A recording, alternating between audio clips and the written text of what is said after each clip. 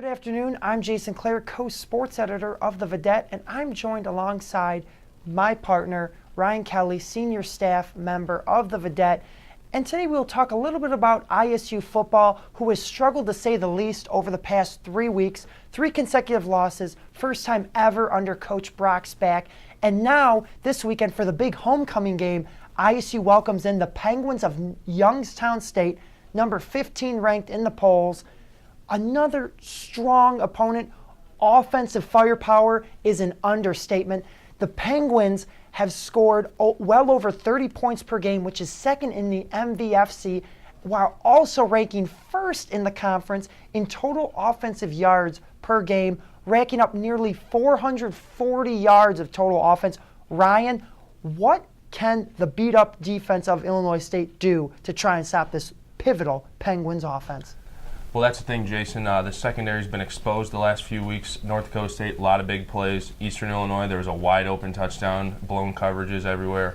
The defensive line really hasn't been the same since that win over Northwestern, and they really need to step it up if they want a chance to stop this Penguin offense. And Ryan, one thing I notice is I do not believe, although they are playing at Hancock Stadium, I don't believe the Birds will be able to play from behind most of this game, as that's been the theme over weeks 3 against Eastern, Week 4 against Indiana State.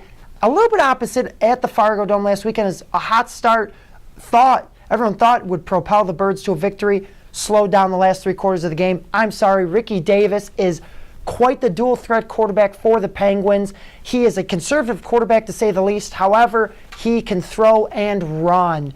So, Ryan, what possibly needs to happen on the offensive side of the ball to try and keep pace with the Penguins offense?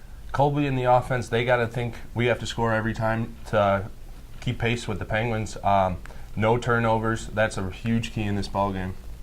And a couple pieces I had in my article that was run in the paper earlier today was just play a complete game for once. We forementioned a little bit hot starts, cool finishes, as well as slow beginnings, and trying to come back late in games is just not enough.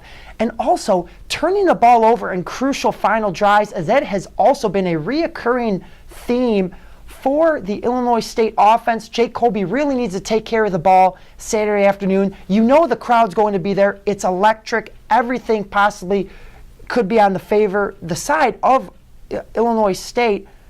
But it just doesn't seem so, because ISU has struggled just these past few weeks for absolutely, really no good reason. The slow starts really have been a factor in all these games, trying to play catch-up late, just too little too late, and you got to start out hot against this Penguin team. The Redbirds kick off against the Penguins at 2 p.m. Saturday at Hancock Stadium. Join us every week on the Vidette Redbird Beat to keep you up to date with the freshest Illinois State athletics news. For Ryan Kelly, I'm Jason Klaer.